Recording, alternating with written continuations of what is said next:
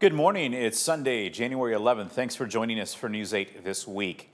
We're back into politics this week. We'll begin with a race for governor in Iowa. As you may recall, Governor Kim Reynolds is not running for re-election. Multiple Republicans and Democrats are now in the race. The primary in Iowa is not until June, so we're still about 5 months away. But already on this show, you have heard from Democratic candidates Rob Sand and Julie Pouch, and Republicans Eddie Andrew and Brad Sherman. This week, Shelby Kluver sat down with Congressman Randy Feenstra, who's looking to secure the Republican nomination. Congressman Feenstra, thank you so much for joining us here this morning. I want to start off with election year. I mean, it's finally here. As you look ahead to November, what's your vision for Iowa, and what are some of your legislative policies? Yeah, I tell you what, it's so exciting to be in 2026. We're going to have a great economic year for Iowa, and I want to take Iowa to new heights. I've been traveling the state. It was so great to be in Anamosa, Burlington, Davenport earlier this week. And I was telling everyone my vision, and the vision is 4 points. Number one, I want to make sure that we are the most business and ag-friendly state in the country. That means we have to lower property taxes and freeze them. Number two is we got to get back to world-class education. Number three, we got to make sure our kids stay right here in Iowa.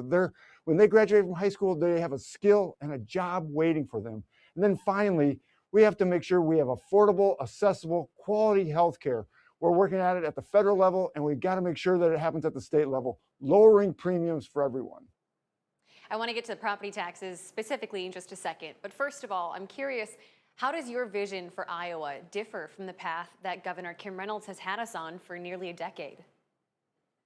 Again, it's taking Iowa to new heights, that we have to make sure that we have affordability. We just saw in the last several days that gas prices are at an all-time low or 5-year low. We're seeing with a big, beautiful bill that I helped pass and write that people are going to see an extra $1,000 in their refunds. People making $64,000 with 4 children won't even have to pay taxes. I mean, this is phenomenal. Growing manufacturing, growing agriculture. It's the vision of making sure that we are the most business and ag-friendly state in the nation. Well, let's zoom in on property taxes. Of course, that's one of Governor Kim Reynolds' top priorities this year after a bill did not pass in 2025. So what are your plans if you become governor for what you'd like to see for Iowa's property taxes? Yeah, so I was a city administrator and I was also a county treasurer. I know how important property taxes are to our cities, our counties, and our schools. That's who gets property taxes. But we also have to understand that they're going up at an alarming rate, where we're hearing from seniors all across the state that say, hey, we can't live in our house anymore because we can't afford the property taxes. I'm hearing from small businesses that say we can't stay open because of property taxes. So we've got to find a way to lower property taxes and freeze them, and then also grow our economy so we can still have vibrant schools, great communities, and great counties.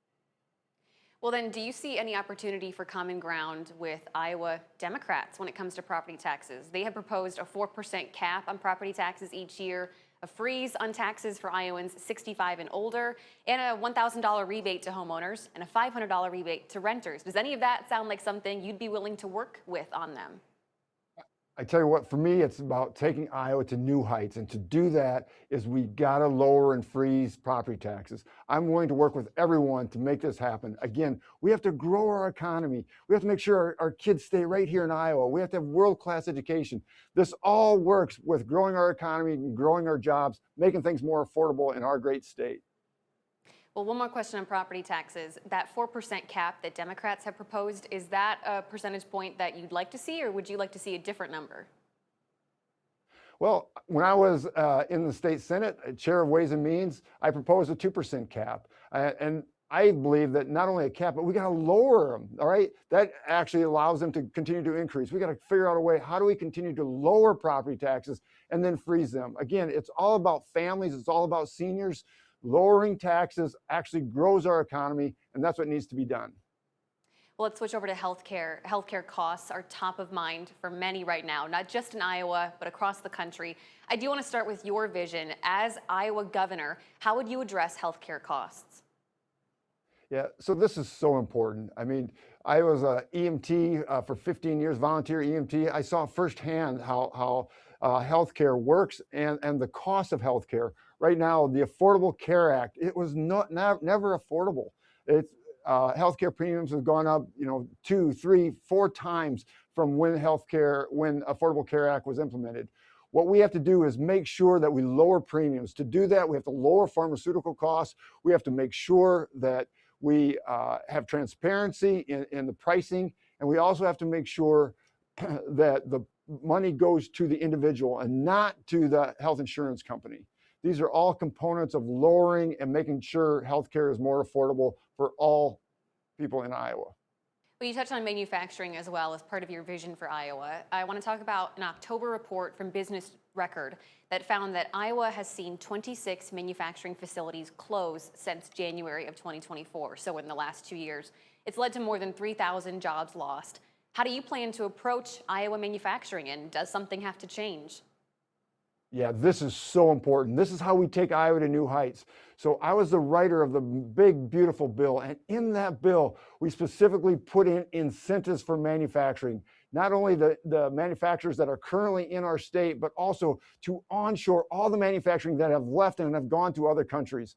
I am so excited what's going to happen with immediate expensing, bonus depreciation, 179 depreciation. These are all tools that are going to bring manufacturing back to our nation, back to our state. But we need somebody that can lead that charge to make sure that we sell our state. We live in such a great state, and we have the workforce, we have the skills, the labor available to make sure manufacturing really gets to be incredible back in our state of Iowa. That's my vision, and that's how we're going to take this state to new heights. What is one of the main roadblocks that you see stands in the way of manufacturers and labor here in the state right now? Right now, it's just a matter of time. We passed this big, beautiful bill. Now we have to execute.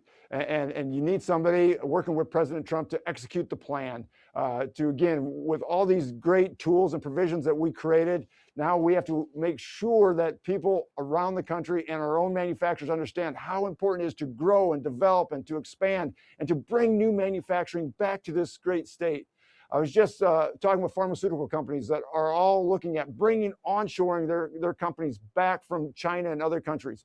We in Iowa, we have to make sure that we're the place that they come to. So we're competing with 49 other states. That's why it's so important that we are very aggressive in understanding how important it is to sell our great state and sell what we have. I want to turn back to the election for Iowa governor. Your opponent, Republican State Representative Eddie Andrews, who you'll be facing in the primary, has won on the state level in a very purple area. Looking ahead to the general election this fall, I mean, if you make it to the general election, do you need to reach Democratic voters in Iowa? I want to reach all Iowans. This election is about all Iowans. And for us, it's all about creating more affordability, creating a better economic environment, making sure our kids stay right here in Iowa with a world-class education. That's why I want to take this state to new heights. I am passionate about making sure that we are the most business and ag-friendly state in the country. And to do that, that means that we keep our kids here, that we grow our health care. These are just so many opportunities that we have, and on day one, we are going to lower and freeze property taxes. This is the key to growing and have success in Iowa for all families, farmers, and for our small businesses. All right, so if you make it to the general election in November and you're facing Democratic challenger Rob Sand, what is your biggest concern for a Sand governorship? I tell you what, I'm so excited about what our vision is. I just want to make sure that we don't turn this state back into Illinois or California. That is my great fear. He has said to himself, or he has said it himself, that he's an extreme liberal. We got to take him serious. If he has said that, then that's real. We have to make sure that we continue to grow and expand our economy. We have to make sure that we have quality and accessible, affordable health care, that our kids stay right here, that we have world-class education, right? We can't become a California or Illinois. We got so much in this great state. I've been born and raised here. I'm a fourth-generation Iowan, live in the northwest corner of Iowa in a rural community. Grew up having a little paper route, working at the local pizza ranch where I met my wonderful wife of 33 years. We have 4 wonderful children. I've lived the American dream, and I want every kid in Iowa to have that same dream I had. Well, then my last question for you, Congressman, is Republicans in the Iowa House have a supermajority. They don't need any Democrat votes to perform certain duties. But after a few special elections in 2025, the Iowa Senate lost their supermajority.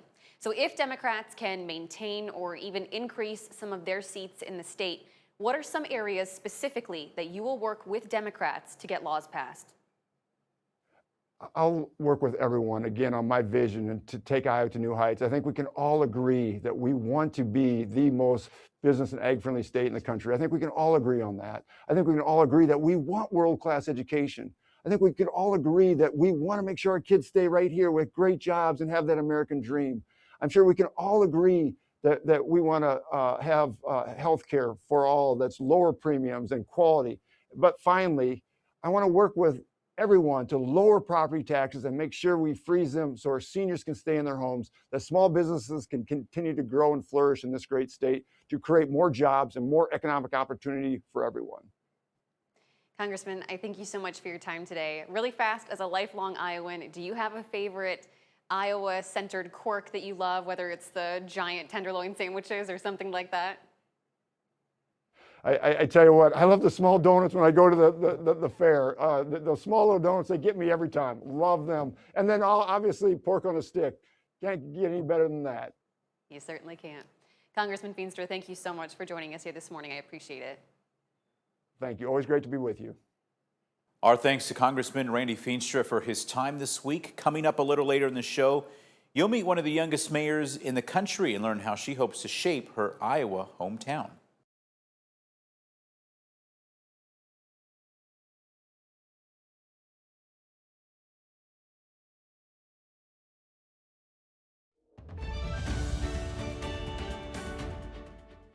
We hope you're enjoying your Sunday morning. Let's get you ready for the rest of the day and the week ahead with your accurate forecast.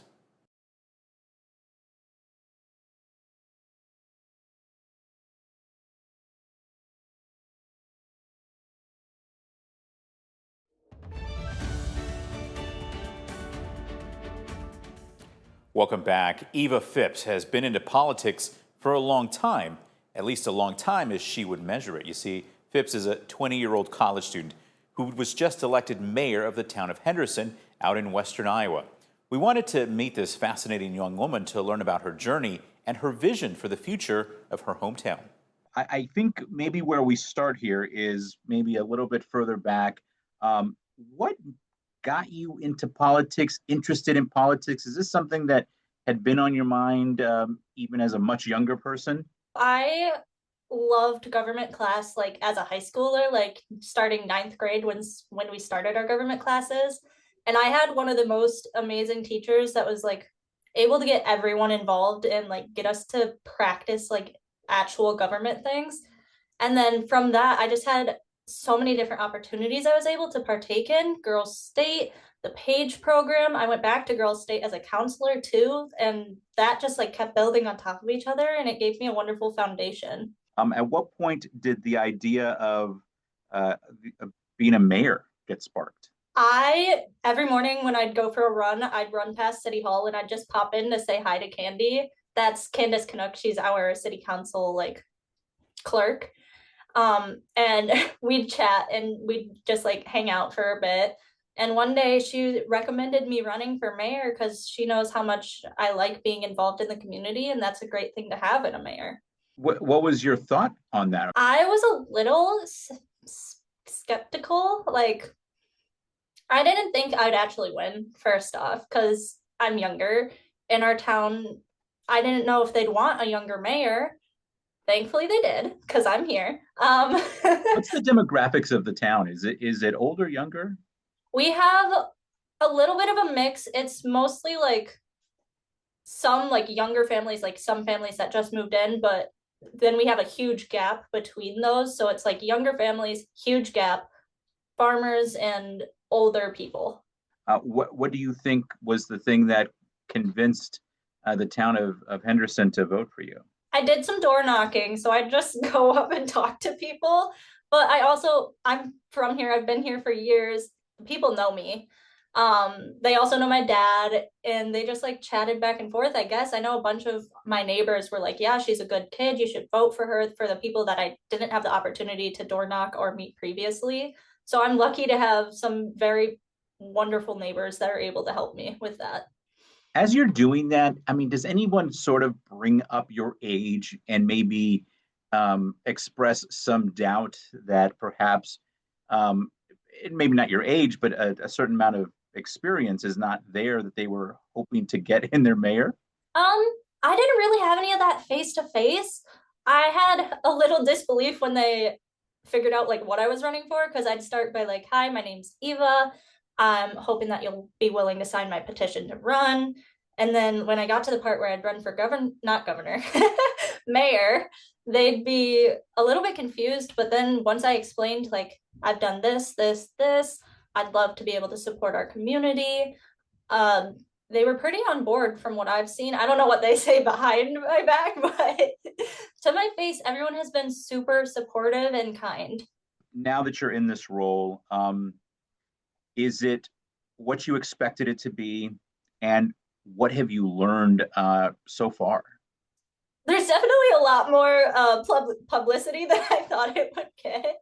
I didn't realize the different things that were coming to fruition with me being the mayor so young, which has gotten a lot of attention. I haven't really had many meetings quite yet because it's January 6th, 7th, whatever today is. I do have a meeting tomorrow, which I'm super excited for. But so far, it's mostly been a lot of communication between me and the city clerk and the other staff on our council. And they're very open to me learning. Like, they're trying to help me learn, they're trying to help me grow. And I very much appreciate that. How will you know that after, a term in office, you will have been successful in doing this?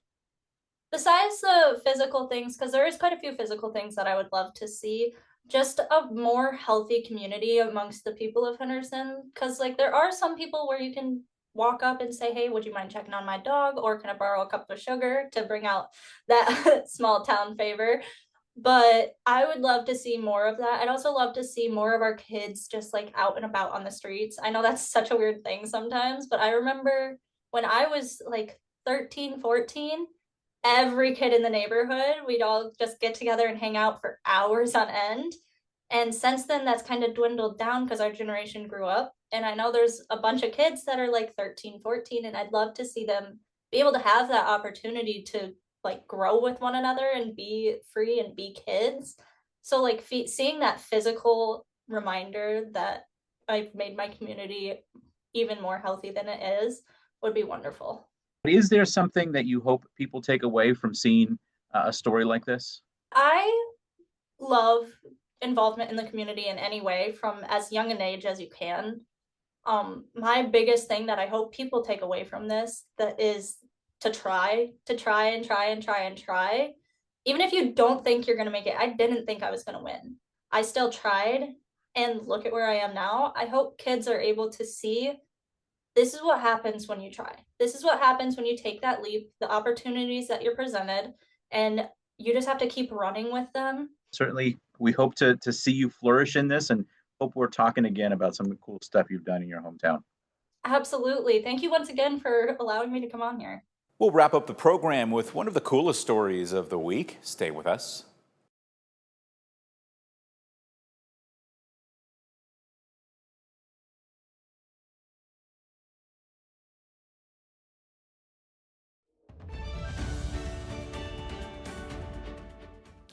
Finally, this morning, one of our favorite stories of the week. It's the start of a new year, which means you may be looking to step up your workout routine. So perhaps this Quad Cities man can be your inspiration. He's the fourth fastest American to run a 100-mile race. This week, Haley Bigelhopt tried to keep up with him. A few easy miles is barely breaking a sweat for Phil Young. How do you run 100 miles? Don't stop. He can run for hours on end. 12:03. That's Phil's finishing time, 12 hours and 3 minutes. Yeah.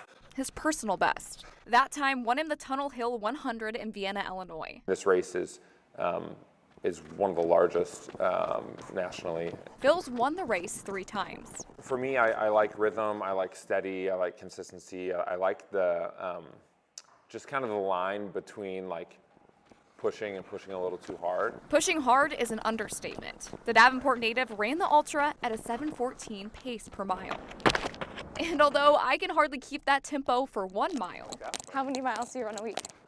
I was getting up to averaging like 85. Phil graciously let me tag along. What do you tell yourself when you're in a hard spot? That's a great question. You've got to. I have to have a plan for the hard spots. Getting through a hard spot is actually what got this husband and father into running ultras in the first place. After basically losing his job in 2015, he decided to take a step back from the costly Chicago Marathon and instead try out a cheaper option, a 50K. To go out and run that distance and get to win a race of that distance was a unique experience for me at that point, and so I kind of got the bug. The bug means that this win and every morning jog is just the starting line for Phil's racing journey. I want to do it again. He's 2.3 miles down and 97.7 to go. In Davenport, Haley Bickelhop, WQAD News 8. All right, that'll do it for News 8 this week. Stay tuned to News 8 throughout the day on the News 8 Plus app. Our next update here will be on News 8 at 5:30, and that's followed by your Sunday evening programming. And then we're back for News 8 at 10 and the score at 10:35. Thanks for watching this morning. Have a restful Sunday, everyone.